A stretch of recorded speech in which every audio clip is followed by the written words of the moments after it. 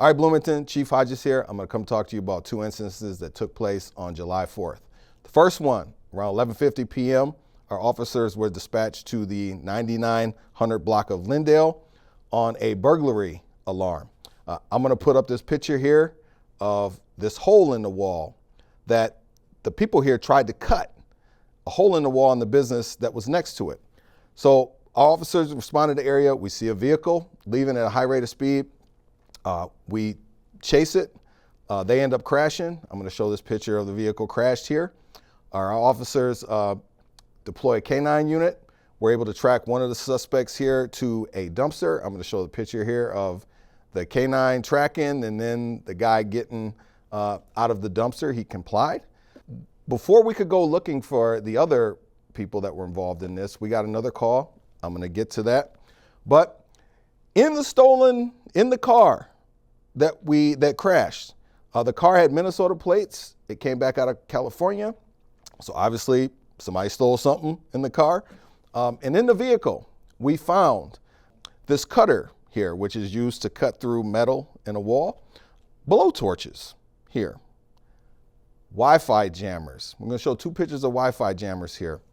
So the individual here, Mario Santana, was the one that was caught. His other friends got away.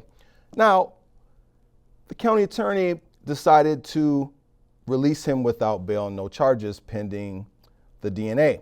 Now, Mr. Santana is a resident. He has a California address. I'm not saying resident, has a California address. He is a citizen of Chile.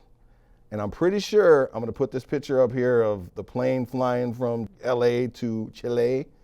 I'm pretty sure he's not going to come back for his court date.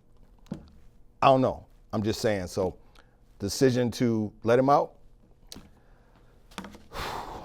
But for those of you in the area, our detectives are asking that anybody in the 9900 block of Lindale, if you have any video footage around the 4th of July of a 2020 Chevy Blazer or a white SUV in color, these are professional burglars. They go all over the place to do this.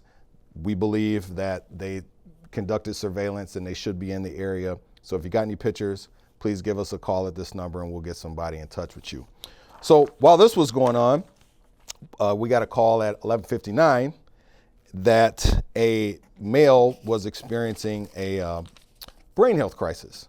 We were tied up on the burglary. Richfield responded.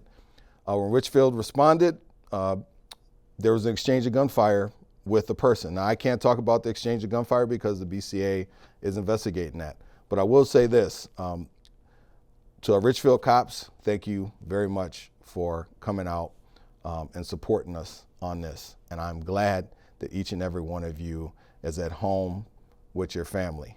And I 100% support what you did and what you had to do. And again, I'm just glad that you're at home with your family. So after the exchange of gunfire, we get a lot of resources in the area, surround the house. We're talking to the person, and I'm gonna show this video here of them coming out of their house, the backyard, with a shotgun here. This is drone footage.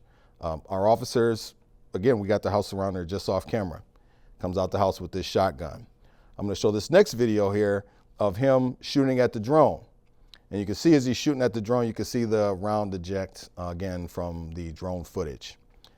The next video here, he eventually got into his backyard. He comes out of the shed and he goes towards our officers and he is shot with less lethal munitions and he is taken into custody without incident.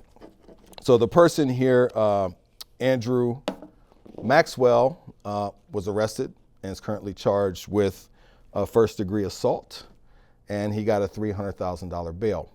Mr. Maxwell told us that he bought that shotgun 3 to 5 days before this. Now, the question for society, what are we going to do with Mr. Maxwell? And I know a lot of people talk about law enforcement, but I can tell you I've been doing this for 19 years. 10 years ago, this would not have been the outcome if you come out of the house after exchanging gunfire with the police with a shotgun. We've come a long way. Our officers are the best at what they do, and they are highly trained. And I am glad, thank God, that this is how this turned out. I don't want to be back here. So society, we got to